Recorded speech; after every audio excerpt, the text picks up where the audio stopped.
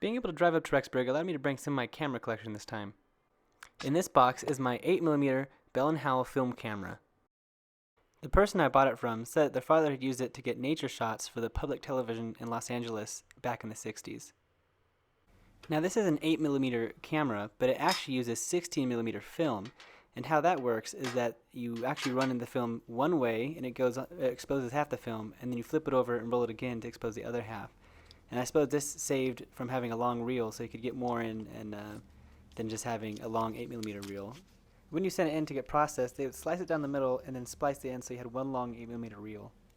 So I'm going to show you how we load this up. Of course, you'd be doing this in the dark as to not expose the film, but obviously you open the little film door here, and what you do is you take the roll with the new film and completely in the dark. It has a 1 on one side, which is the first side to go in. Of course, that wouldn't help you in the dark.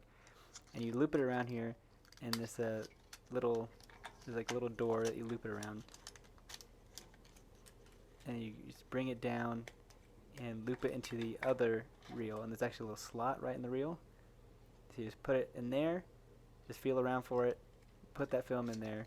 And it's pretty hard even in the light, so it's really hard doing it in the dark. I've done it. Yeah, load it up.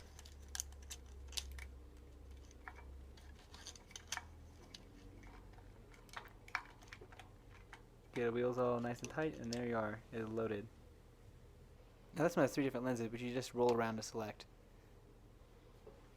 There's also a handy chart on the side, which would help you to know which settings you should use depending on the light and the various scenarios you might use it. Now this long eyepiece is very interesting, and when your lens is lined up with that long eyepiece, it allows you to actually look into the lens itself and to see what it might look like. It's upside down, but it gives you a good idea of what you're going to be seeing through the lens. This camera has 3 main lenses, but as you may have noticed, there's small lenses as well on the same wheel here, and those are actually viewfinder lenses. So when you have the lens lined up with the camera, that viewfinder lens will actually give you an idea of your framing, so you can get your shot all framed up, and that's what you're looking into when you look into the viewfinder.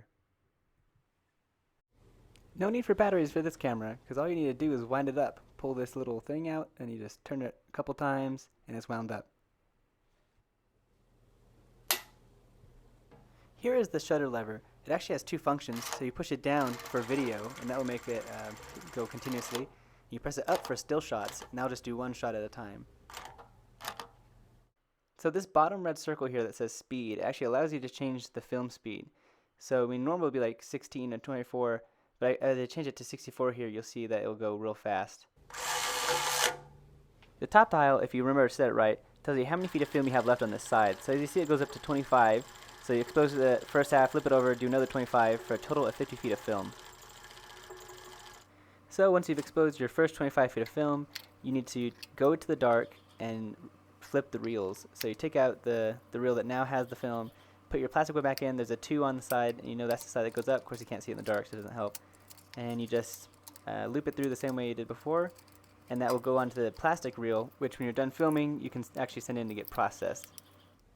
Once you're done filming, you put it back into the metal canister it came with, put the lid on, and you actually seal the canister with black tape to keep the light out until you can get it processed.